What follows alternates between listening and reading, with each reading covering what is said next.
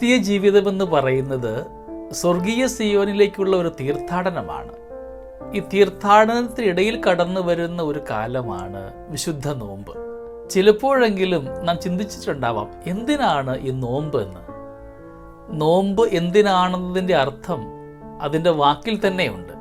Lent എന്നാണ് പൊതുവെ നമ്മൾ ഇംഗ്ലീഷിൽ നോമ്പുകാലത്തെക്കുറിച്ച് പറയുക.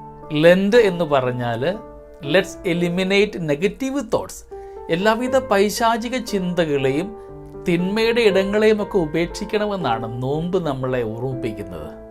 നമ്മുടെ കർത്താവ് ഈശോ മിശിഹ 40 ദിനരാത്രങ്ങൾ ഉപവസിച്ചത് കൊണ്ട് ശത്രുവായ പിശാചിനെ തോൽപ്പിക്കുവാനായിട്ട് സാധ്യമായി.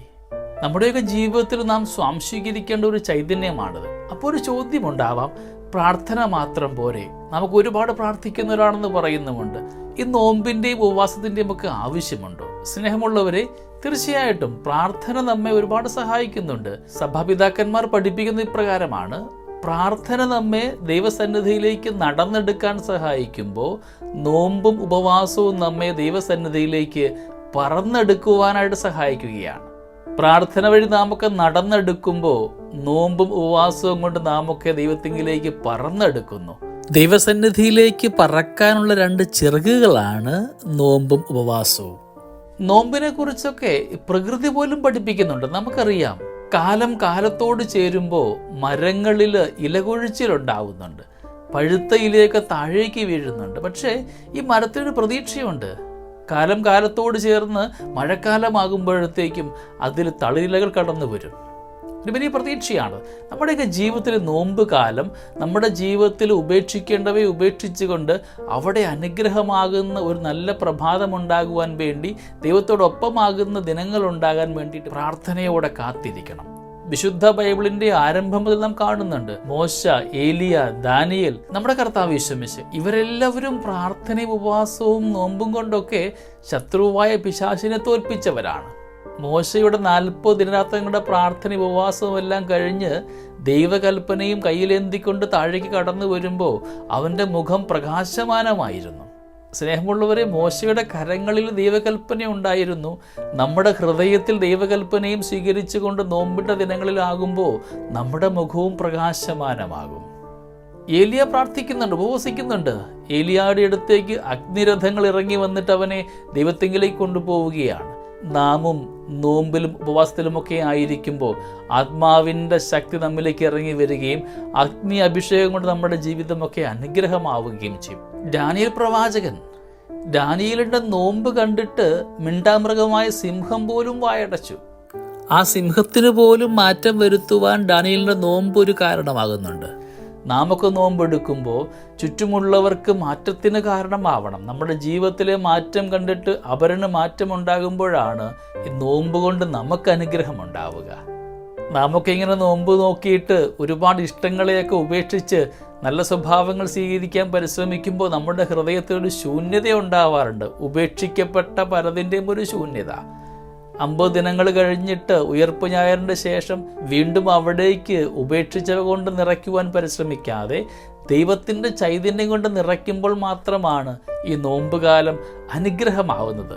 നമുക്കറിയാം, കർത്താവ് ഈശോ മിശിഹായുടെ ജീവിതത്തിൽ അവൻ്റെ 40 ദിനരാത്രങ്ങൾ ഉപവാസമാണ് പിശാചിനെ ജയിക്കുവാൻ കാരണമായത്. അതിന് 3 പരീക്ഷണങ്ങളുണ്ടായിരുന്നു.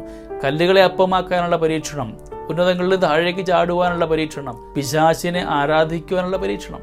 ഇന്ന് നമ്മുടെയൊക്കെ ജീവിതത്തിൽ ഇതേ പരീക്ഷണമാണ് ഉണ്ടാവാറുള്ളത്. കല്ലുകളെ അപ്പമാക്കാനായിട്ടുള്ള പരീക്ഷണം.